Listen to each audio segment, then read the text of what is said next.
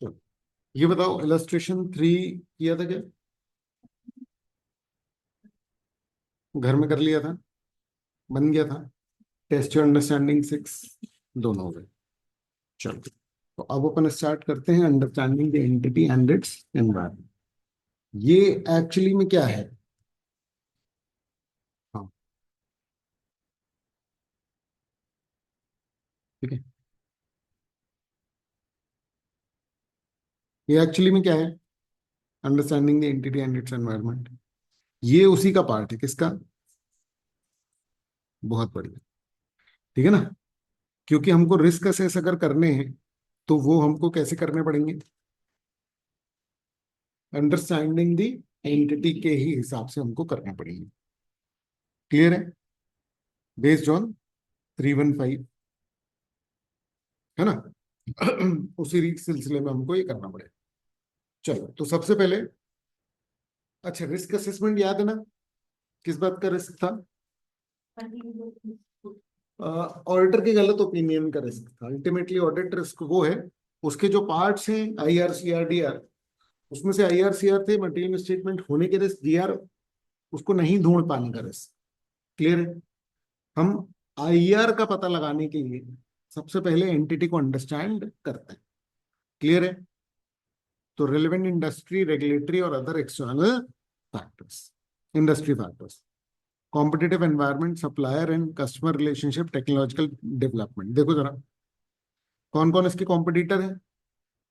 Supplier और customer relationships, technological development. देखो जरा, क्यों देख रहे हैं ये सब हम? हमारा हमारा एक बहुत बड़ा मुद्दा होता है गोइंग कंसर्न चेक चेक करना। आ रहा है ये समझ में? तो बंद कर दो, वो चालू करना। ठीक है ना?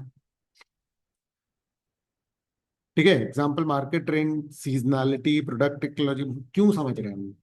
हर तरीके से, किसी भी तरीके से अगर यहाँ पर रिस्क है, बिजनेस का रिकॉर्डिंग का सिस्टम अगर कॉम्प्लेक्स हो गया, समझ में आ रहा है? मुझे लेना देना मेनली अकाउंटिंग से है कि भैया फाइनेंशियल स्टेटमेंट सही आए कि नहीं, बट उसका ओरिजिनेशन किसी भी जगह से हो सकता है।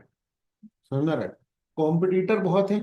तुम्हें पता है सत्यम कंप्यूटर्स का घोटाला क्यों हुआ था? कॉम्पिटिटिव एनवायरनमेंट का। क्योंकि कॉम्पिटिटर्स का अच्छा प्रॉफिट दिखा रहे थे, तो इनके ऊपर प्रेशर था कि हमको प्रॉफिट ज्यादा दिखा रहे, इसलिए इनने नकली दिखा दिया। है ना? ये समझो। तो समझो कि कौन सी चीज कनेक्ट होगी ये कोई नहीं जानता है, इसलिए आप बिजनेस को पूरा समझ। ठीक है? सर्टेन इंडस्ट्री में have unique risk leading to specific type of material misstate. हमारा मकसद मटेरियल में स्टेटमेंट ही है। समझ आ रहा है? हम हर चीज को अल्टीमेटली कनेक्ट करेंगे उस। क्लियर है? ठीक है ना? मतलब मैं कोई बिजनेस के सजेशंस देने नहीं गया हूं वहां पर। दे देंगे वो हमारी मर्जी है, मैं अपना एडवर्टाइजमेंट के पॉइंट ऑफ व्यू से दे देंगे, लेकिन मेनली हम गए वहां पर फाइनेंशियल स्टेटमेंट्स पर अपना ओपिनियन देने के लिए।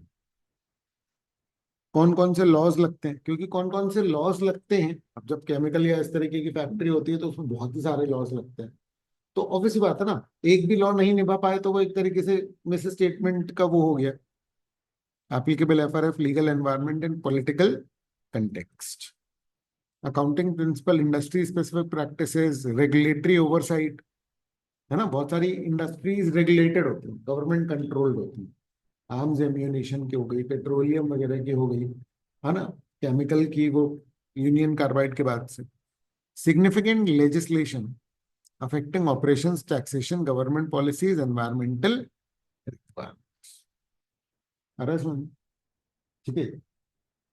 देखो, इसमें थोड़ा सा कम है कंटेंट, मतलब सेंटेंसेस पूरे फुल नहीं है, पर सारे सारी चीजें हैं इसमें। समझ में आ रहा है? मतलब कुछ भी छूटा नहीं है इसमें। अगर इसका तुमने कंटेंट पूरा लिख दिया तो कुछ नहीं बचेगा मतलब इसके बाद। क्लियर है? ठीक है ना? और other external factors, general economic condition, interest rate, inflation, availability of financing can influence business operation and potential for misstate. तो हम लोग तीनों में ये क्या देख रहे हैं? इंडस्ट्री। हम लोग एक्चुअली में अंडरस्टैंडिंग ऑफ द एंटिटी कर रहे हैं। उसके लिए जो सबसे पहला फैक्टर है वो है इंडस्ट्री, रेगुलेटरी, अदर फैक्टर्स। और ये तीनों को हम देख रहे हैं क्योंकि हमारा मकसद है मटेरियल स्टेटमेंट ना हो। है ना? अब एंटिटी को समझने के लिए सबसे पहले हमने देखा कौन सी इंडस्ट्री में हो, कौन से लॉज लगते हैं, और भी कुछ एक्सटर्नल फैक्टर्स। दूसरा, एंटिटी को समझने के लिए हम क्या बोल रहे हैं, नेचर क्या है, ऑपरेशंस कैसे करते हो, बिजनेस मॉडल क्या है, प्रोडक्ट सर्विसेज क्या है, की कंज्यूमर क्या है, सप्लायर क्या है।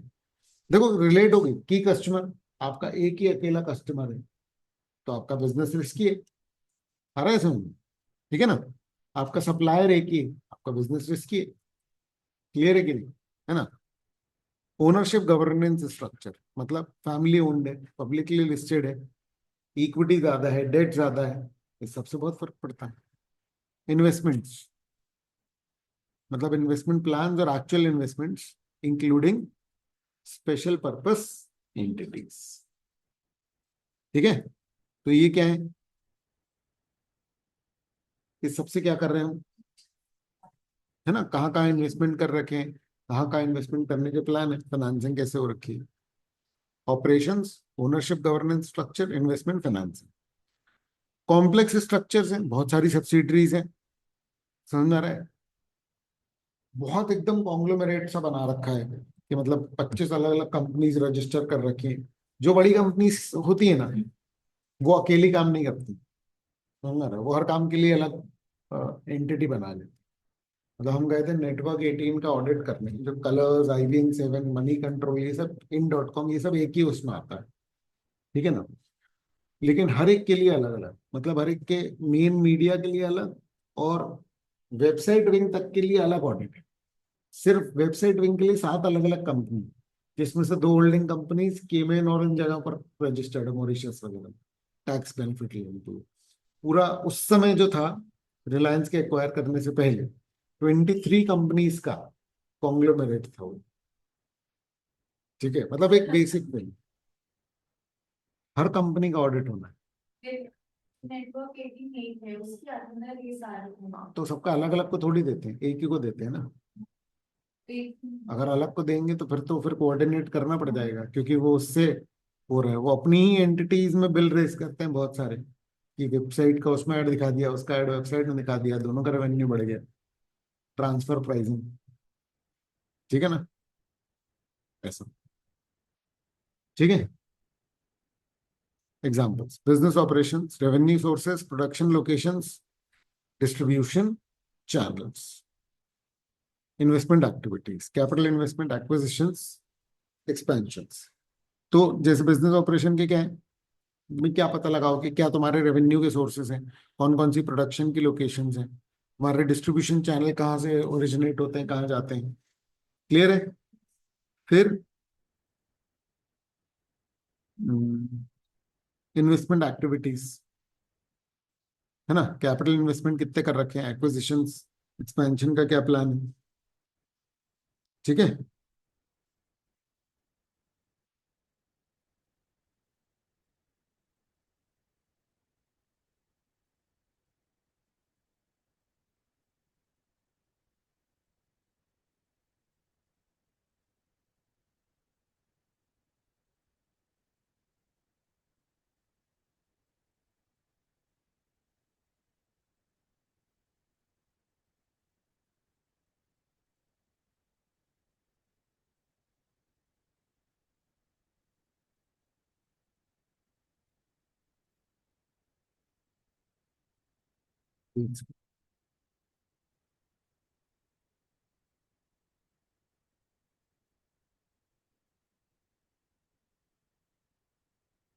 ठीक है, और फाइनेंशियल रिपोर्टिंग, देखो जरा,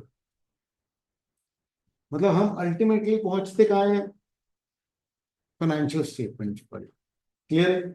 तो हम ये सब उसका समझ रहे हैं।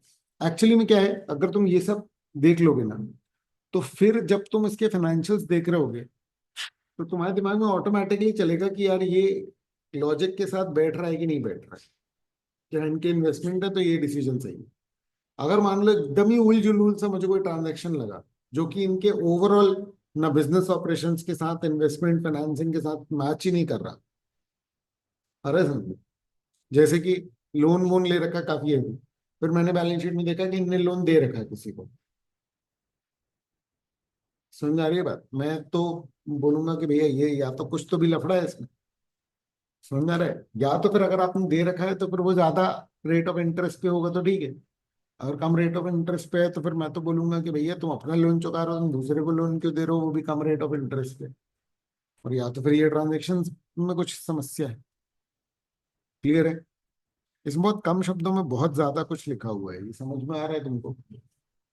ये है बस इतना सा, लेकिन प्रैक्टिकली सोचो कितना चेक करना पड़ेगा इसके लिए। ठीक है? क्या कर रहे हैं हम लोग?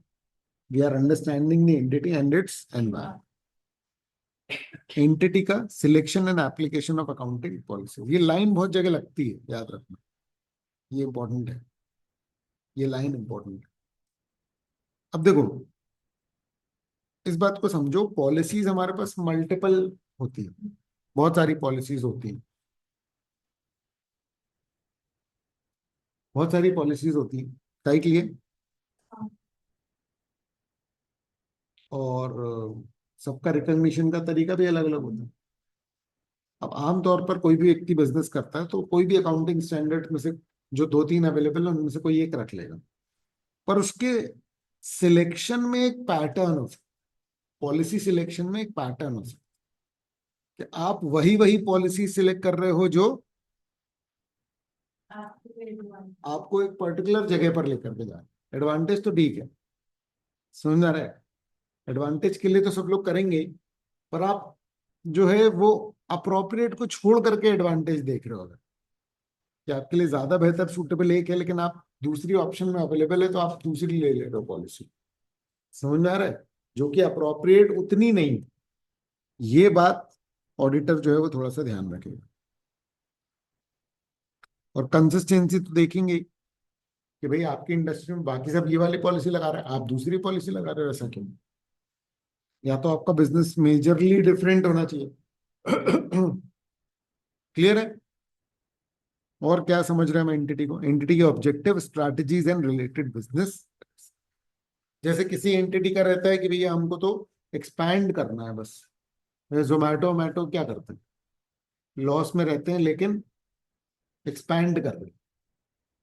अरे समझ, अमेजोन 10 साल लॉस में रहा, पर हर साल वो क्या करता रहा? एक्सपैंड। मतलब जिस साल से उसने प्रॉफिट कमाना चालू किया तो कोई नहीं बचा फिर। अरे समझ, तो ऑब्जेक्टिव क्या है? क्या ऑब्जेक्टिव है उनका? कि वॉल्यूम में मार्जिन कम करके करें, या तो फिर कम कंज्यूमर हो लेकिन ज्यादा मार्जिन रखें। समझ में आ रही है बात? स्ट्रैटेजी क्या लगा रहे हैं?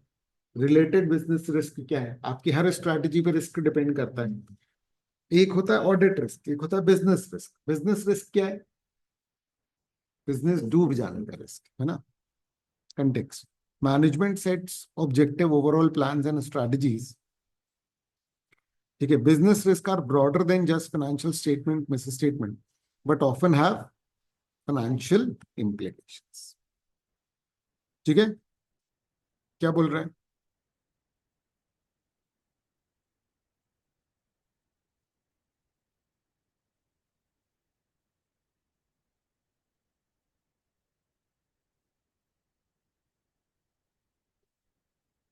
ब्रॉडर होता है लेकिन उसके फाइनेंशियल इम्प्लीकेशंस हो सकते हैं। आ रहा है समझ में? ठीक है? वो ये बोल रहा है कि बिजनेस रिस्क एक बहुत बड़ी चीज है। फाइनेंशियल स्टेटमेंट का रिस्क तो एक पर्टिकुलर एरिया की बात कर रहा है, ये तो कहीं पर भी हो सकता है ना।